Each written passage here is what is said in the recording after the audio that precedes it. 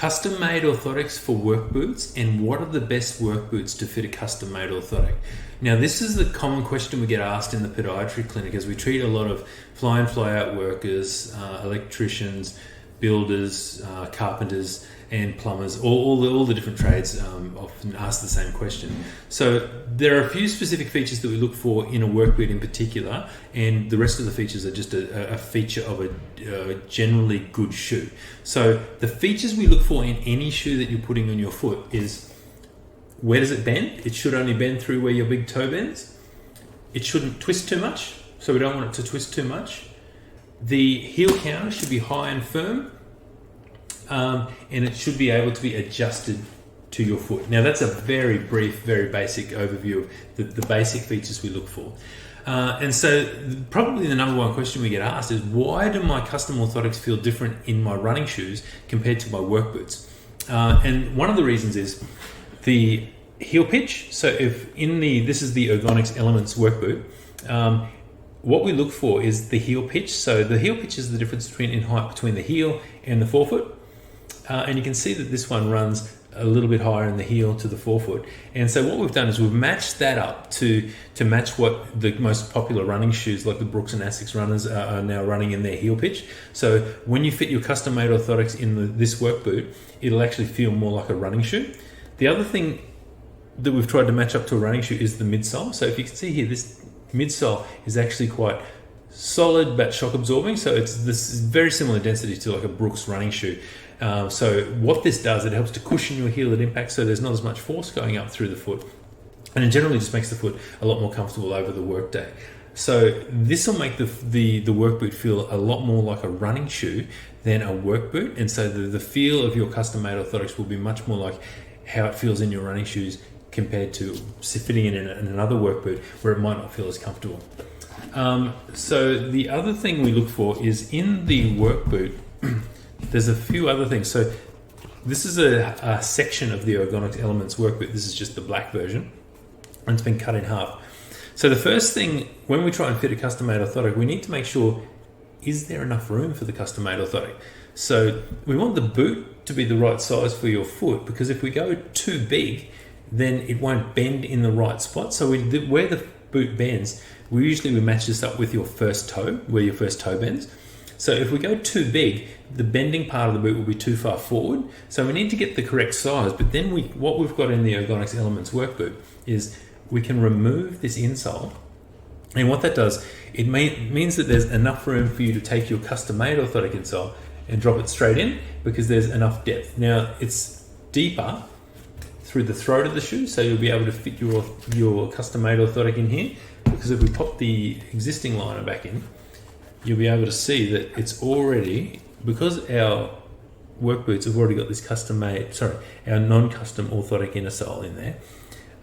What you can do is replace the arch height with your custom-made orthotic, and it'll feel like it's meant to be like there's enough room in the shoe. So the first thing is we look for, is there enough room? Second thing, if we look at this board section here, see where all the writing is, the red Ergonx writing is across the boot. We need to make sure that this is flat.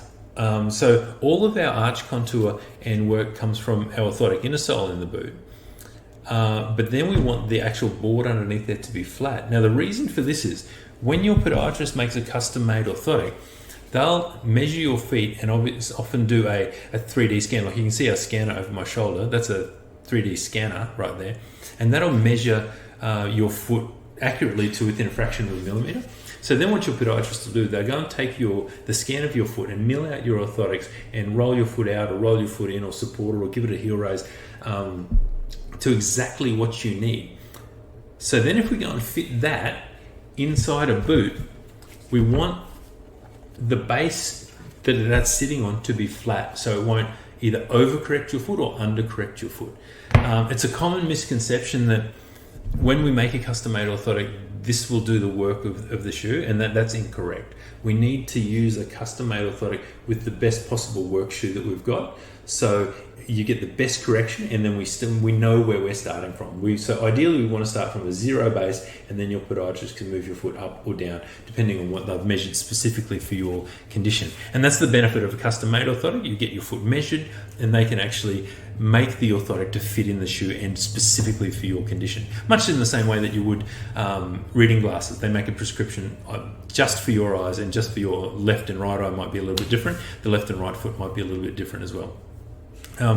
So the other thing we look for is the heel seat where your orthotic actually sits, is it wide enough? And because what we want to do is we want to have enough of the room for the custom-made orthotic to sit under your heel, whereas we don't want actually that to push up on the side of the shoe and overcorrect your foot.